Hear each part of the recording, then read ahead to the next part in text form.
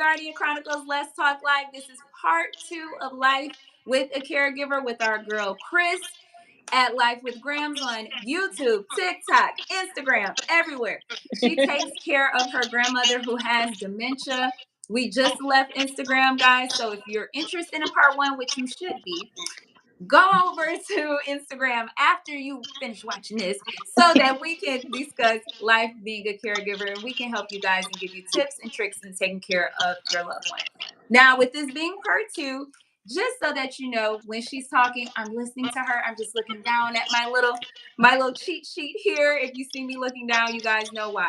Now, Kris, we left off on having a support system. What we didn't go into, which I started getting DMs about like immediately, and I knew that was going to happen. Everyone wanted to know, with your beautiful self, are you in a relationship? And I know we talked about this, but are you in a relationship, and how do you balance caregiving? So I am currently not in a relationship. Okay. I have my own dating traumas that I am working past at this moment in time, but I'm not dating because of caregiving. Although, if I was going to date as a caregiver, I could see the struggles and the stress that might present itself without having the full availability and time.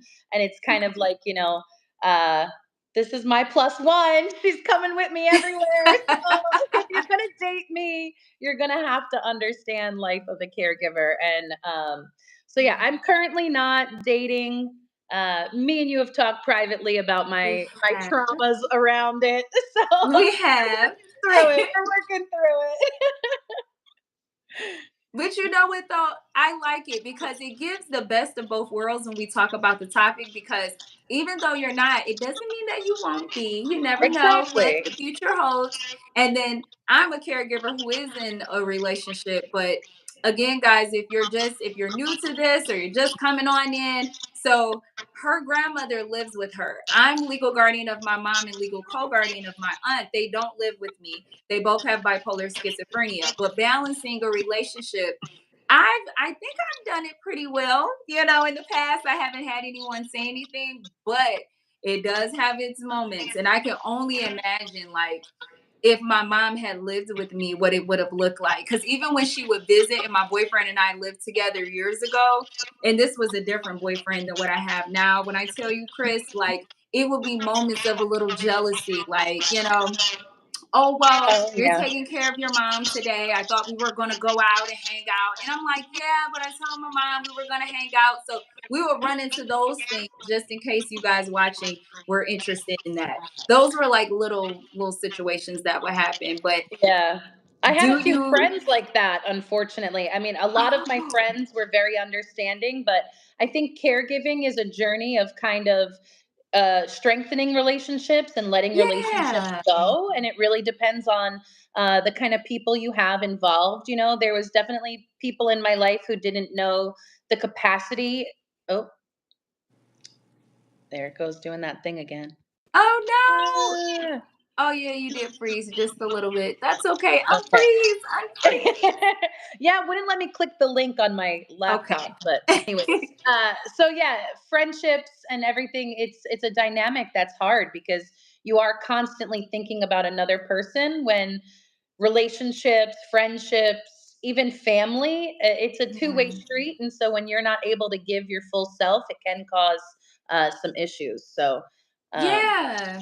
And it's like there is no perfect balance, guys. So sometimes you'll spend more time with your friends or your partner. And then sometimes, your loved one is going to feel like, okay, well, I want to spend time together. Like with my mom, I'm in a new relationship now. It's been 4 months. And my mom's like, okay, well, I want to come over next weekend. So I have to balance time with my partner and with her. And if it was just my friends, it would be the same, thing. Now, I do want to talk about children. Neither one of us have children. Do you plan on having children in the future? No, I feel like after I'm done caring for my grandma, the only person that I want to take care of is me. I just want to focus on myself. And again, like you said earlier, you never know what the future holds. Yeah. I am 37, so time has been ticking for a while now, but you never know. after my grandma passes and 2 years Right. after she passes, I could say, you know what? I want to adopt, or, maybe now's the time. So I never say never Yeah. to anything. Yeah. But where I'm at right now in my life, caregiving for 7.5 years, the Yeah. only thing I really think about for my future is my future. I know that might be selfish to some people, but I have just Well, done a selfless act for, and what I like to view life as is that everyone's journey is different and not everyone is destined for the same things. And yeah. so, right now, this journey of my life doesn't have kids in the future, and I'm totally 100% okay with that. Mhm. I know some caregiver friends of mine really struggle with that because this is the time of their life that they should be planning for that, and caregiving Right. does kind of throw a wrench into it. But Yeah. for me personally, I don't want to take care of anything. I also think about, do I even want a dog? Like, people tell me to get a dog so I'm not lonely, and I'm like, do I even want I to do that? You could, and I think Grams will like it. I mean, she would probably love a dog, and it She probably will be would. therapeutic, right? Is it? Yeah, I we think did that's have a fun. dog, but unfortunately, with her dementia, I think she was feeding it the wrong things, and unfortunately, our Uh-oh. dog passed a few years ago. Oh, So no real pets right now. okay, okay. Yeah. See, I could see maybe having a pet, but then after that happened, I see why you feel the way you feel. That's See, exactly, my grandma had, like, an emotional support animal that never left her okay. side for 16 years, and he Wow. passed a year and a half after she moved in with me, just from he was almost 17 years old, and so then Yeah. I did go and I was like, "Okay, we're gonna adopt a dog," and I did the whole thing, but unfortunately, it ended so tragically that, you know, we Yeah. have a robot pet, we have a robot dog that my grandma loves, and, See? there's See? companionship of all kinds. I listen, at least you have something to keep the self-care going, to keep Yes. everybody relaxed. Yes. Now, I do have a question though. We talked about this during the pre-show, and I thought it was really cool. Kris has this, it's like, what's that? It's not a game, it's more of a mental, like a mental health game or something that you showed me where you can match the clothing and things. Do you still have that around you for I those it's who are caregivers that are interested in finding some type of therapy for their so loved it's one? upstairs with my grandma, but it is oh, it happened again. Sorry. Hang on real Oh quick. no, that's okay. Mm-mm-mm. Okay, we're back. Uh-oh, you're Oh, we're good. gone, We're good. Kris. Come Um, back. There you go. so it's a magnetic, like, paper dolls. Like, we used to play with paper dolls back in the 80s and 90s. Yes. These are like paper dolls, but it's wood and magnets, so you can kind of change the outfits up for the girls, and make different outfits and things like that. On my Amazon, in my link tree, in my Instagram and TikTok bio, I have an Amazon wish list that has, or not a wish list, an Amazon storefront that has all of the games and toys and things that me and my grandma both use during this journey. So if anyone Cool. wants to take a look at that, there's lots of helpful fidgets and all sorts of stress relievers. Good, good, good. I love it. And what really stuck with me with it is because I feel like even though she has dementia and my mom has bipolar schizophrenia, it's something my mom would like too. Because my mom goes to art therapy and Yeah. she loves the colors and she loves coloring things and she likes putting things together, sort of puzzle pieces and things like that. And I think that that's very therapeutic. So awesome, awesome. Yeah. Now, I do want to just go backwards just a little bit and talk about support systems because we spoke about during part one how, like, you have your friend upstairs taking care of your grandmother while you're down here with us.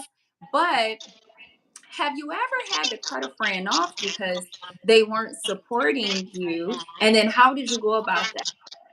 Yeah, so I've actually cut off friends and family. I have an older sister who unfortunately said that she already grieved grandma because my grandma is no longer the person that she remembers. Oh my So, God. yeah, there's some heartbreaking I am things when so it comes to sorry, Kris. caregiving. Because as a caregiver, you have certain expectations and you have a certain empathy and love that you just have inside of you, and not Yeah. everyone has that. not everyone has the ability to be selfless or to think about others in a certain capacity. And so, when my grandma first moved in with me, I was very, very fortunate to have friends who were supportive in my new journey because I didn't really know about caregiving at the start. And Mm-hmm. they were very welcoming. So I'm very fortunate that my friends, we go out to dinner once a month, and they started saying, bring grandma, just bring grandma, bring grandma. And so Aww. it kind of became like a little family. But there have been certain times and certain situations where, if the person is not bringing anything positive to your life, and it's making it harder to be their friend, and you're constantly having to explain yourself and what you're going through, Mm-hmm.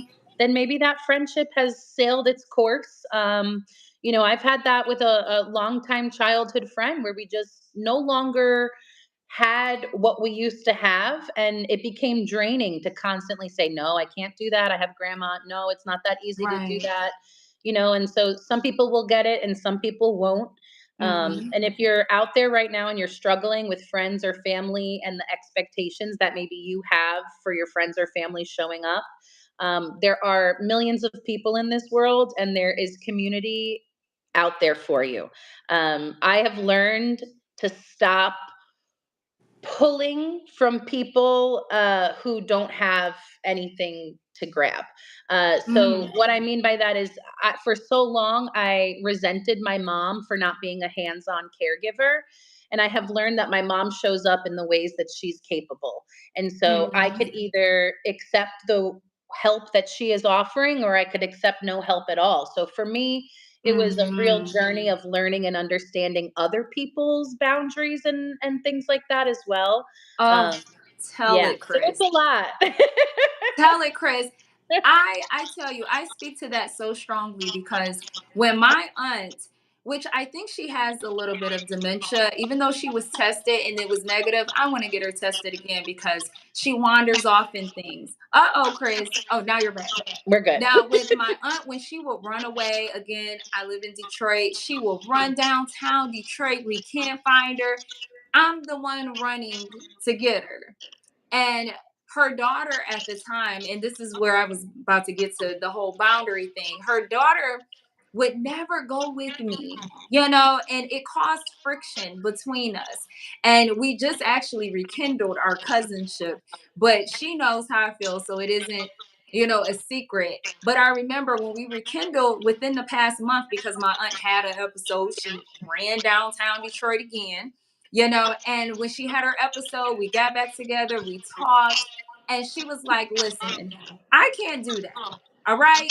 I can't do what you can. You have to allow me to do what I can do, not what you want me to do. Yes. And it really made me think about what you said with your mom, because I was really resentful. Like, how come I have to go down here? I have to search hours for her. I have to petition my aunt in the hospital when she's having her schizophrenic episodes. Same thing with my uncle. My uncle, he raised me growing up. And when my mom was in and out of mental health institutions, when either one of them are having episodes and I'm running all over the city, it's like it's just me. And I started feeling resentful. And then I told myself, like, wait a minute, let me allow them to do what it is that they can do. Yes. And if they can't do what I need them to do, it's either I have to accept it or move on. Yeah. It's a tough pill to swallow, but it's the truth. It really, I mean, I've been doing this 7.5 years, and there was like a good 6 months where me and my mom didn't talk at all because of my resentment towards her.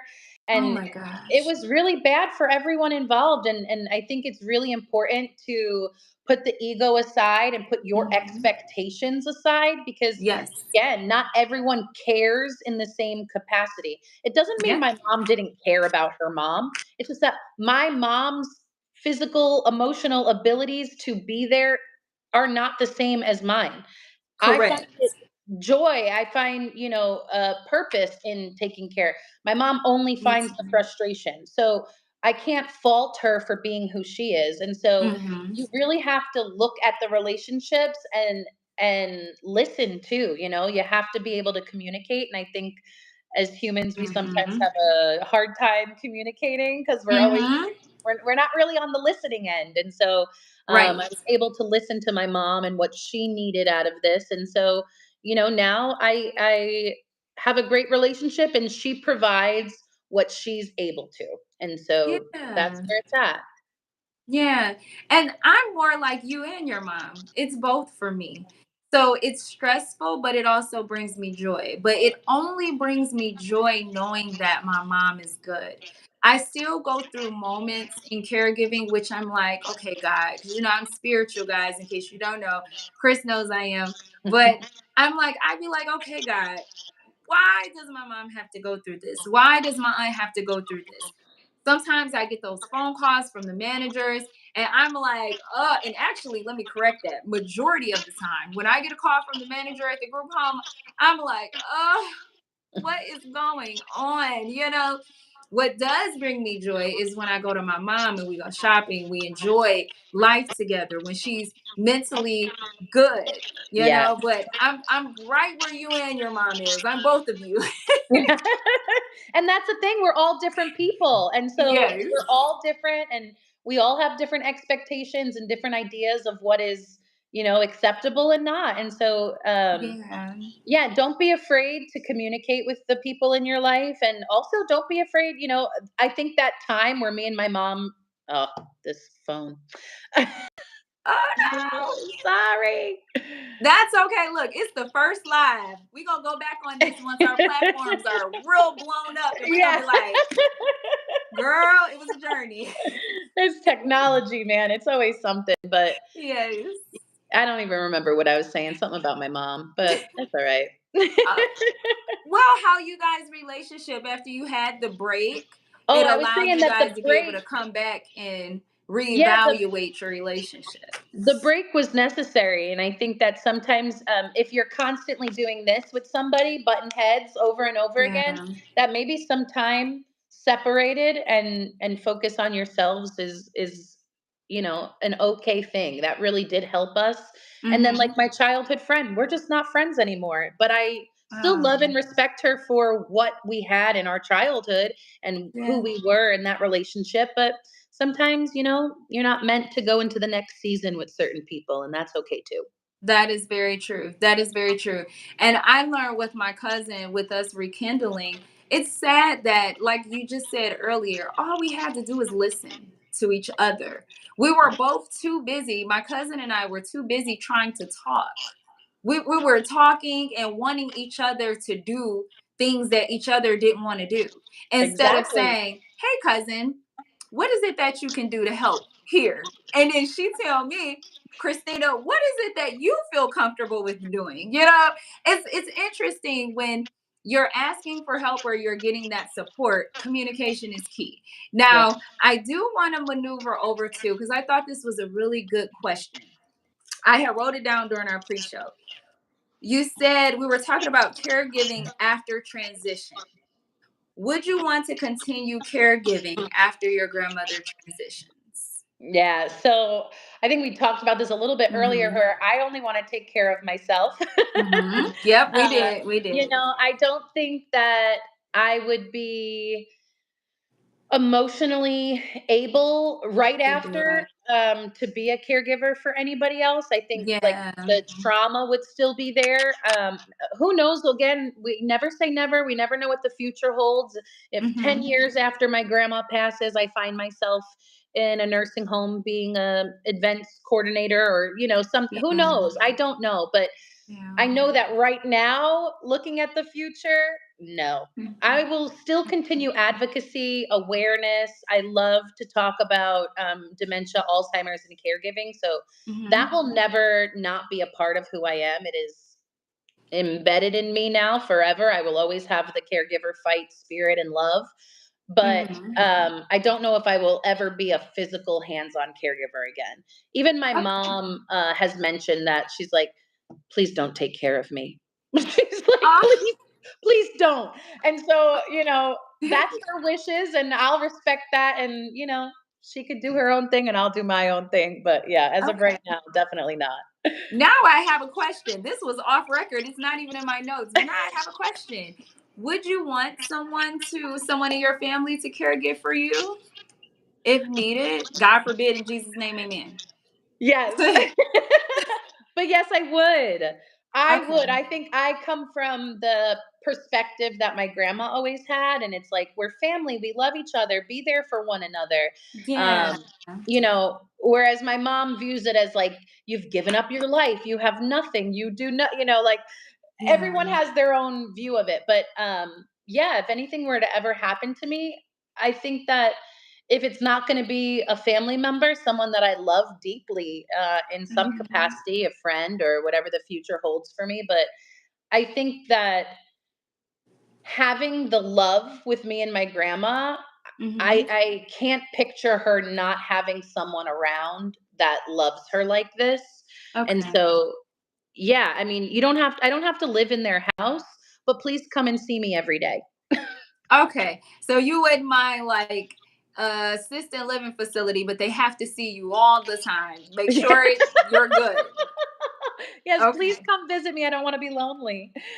Got it. Got it. You know what's again, I tell you, I want us to do a live on TikTok because I love our dynamic. Like because my aunt and my mom are in assisted living facilities and your grandmother lives with you, I think that it gives a great perspective on two different sides of caregiving in which your grandmother is getting all the love she can, but my mom and my aunt, they're getting all the love they can too, you know? Yes. It's just that, like you said, the difference is we have to make sure that we're going to see our loved ones all the time. We pull them out the home so that they can see the world and things. And then when they're living at home, we have to make sure we're being attentive to them. Like when my mom did live with me, I had to make sure I was doing things with her instead of her just sitting in a room doing nothing all day. I had to make sure she had things to do, art therapy, going to the senior centers, things like that. So, yes. Yeah, I Now, think the fear is being forgotten. Like, yeah, you just want to always have that love around in whatever capacity. But I yes. definitely love our dynamic, and you have to come over to TikTok. I love it too I because we do have such different caregiving journeys, but we are We still do. connecting on so many Uh-huh. things, and there's so many similarities. And I think it's important for caregivers of all kinds to see. Um, Mhm. Especially, I speak about this on my TikTok a lot because there's a lot of discourse about in-home care or facilities, and it shouldn't Mhm. be like that. Right. I really hate it. It always makes me so uncomfortable because Correct. there's tough choices in every journey. It Everybody's is. choice is hard, and so hearing other perspectives and seeing other Yeah. perspectives, I think, is so important. It is. And it's like, it doesn't make it wrong or right, guys. For those who are currently caregiving, no matter which circumstance you're in, if they're living with you or if they're in a home, either way, you can still give love. But the problem is this. I feel like sometimes because I have a friend, and actually, no, this is a friend of a friend. They had their loved one living at home, but they weren't like you, Kris. They weren't highly attentive to their loved one. They weren't making sure that their loved one was going to their appointments, having hearty breakfasts and lunch and dinner, making sure their medications are given to them on time, making sure that you take care of all of their needs. And I say this in other shows, and I hate to equate it to having children, but it's sort of like taking care of a child in the sense of you have to be highly attentive when you are having your loved one at home. So just keep in mind, when you have your loved one at home, it's not just going to be, oh, they're just living with me. When I had my mom living with me, when I was 10 years old taking care of my grandfather who had a stroke, I was 10 changing his diapers. He would sometimes get rashes. He had a stroke, so sometimes he would fall out his wheelchair.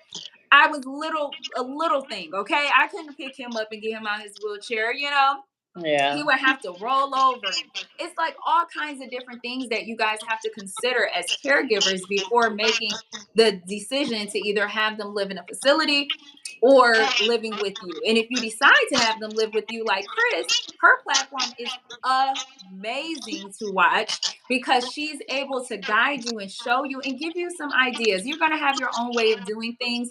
However, someone that's already been doing it like her, she will be able to help you guys out and show you just some tips and tricks that you can do to make it easier. Now, before we do end the show, I do want you, Kris, to give us your platform information, give us a synopsis of what it entitles. We pretty much already know, but just, you Yeah. know. So we are at Life with Grams on Instagram, TikTok, YouTube, basically everywhere. Um, this dang phone. Hang on, real quick. That's okay. Of course. It's coming back. You were being patient with me too. I had to create another live.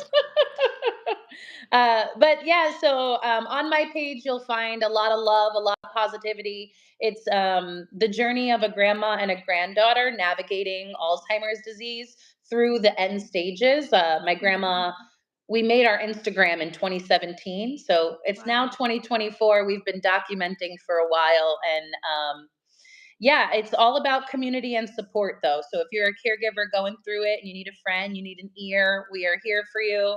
And I love to share the love and life that me and my grandma have found together here. Oh, Kris. Guys, you heard her. Follow her. Life with Grams on everything, every platform. All right. And thank you so much, guys, for joining us tonight. Thank you for joining this first Instagram, well, YouTube live. See, I'm used to Instagram. YouTube live with us. She is my first guest, and I was so nervous. Oh, I'm glad we got it. We got it. We We did did it, good. y'all. Look, we had a little stuff going on, but y'all stuck in it with us, okay? So make sure you go to Instagram, watch the part one, and then come back here and watch part two. And I'm gonna work with you, Kris, so we can work together and go on Yes. TikTok and do a show because I think it would really be informative and I think it would be helpful because you and I together, we have a good dynamic. I feel like we don't make it so sad and oh, it's you see those sometimes and you're like, oh God, swipe up, Yeah, you know? yes. Are you supposed to be helping us or just making us want to run away further? That's Correct. I feel like there's a lot of doom and gloom when it comes to the caregiving journey, no matter Yes. what kind of caregiver you are. And Yeah. so, it is not all rainbows and butterflies. We know Yeah. that, but to bring it to light is Yeah. important. So, Yes. thank And a you little for comic relief too. So if we've yeah. said some things with a smile on our face, because I know how social media is, please don't be like that, y'all. Y'all Yeah. know a little comic relief. Because I Yes. thought about it, Kris. I was like, I think we said a few things. A few things with a smile on our face. I was Sorry. like, oh God, let me let me rewatch this. One thing I love about live though, I like how you can make your mistakes and you can't correct them. It's like you said what you said. I said what I said, and it is what it is, and that's how it goes, and it's all right. Yes. But thank you again, Kris. And thank you, you guys, for watching Guardian Chronicles. Let's talk live on YouTube. See you guys next time. Bye. See you, Bye. Kris.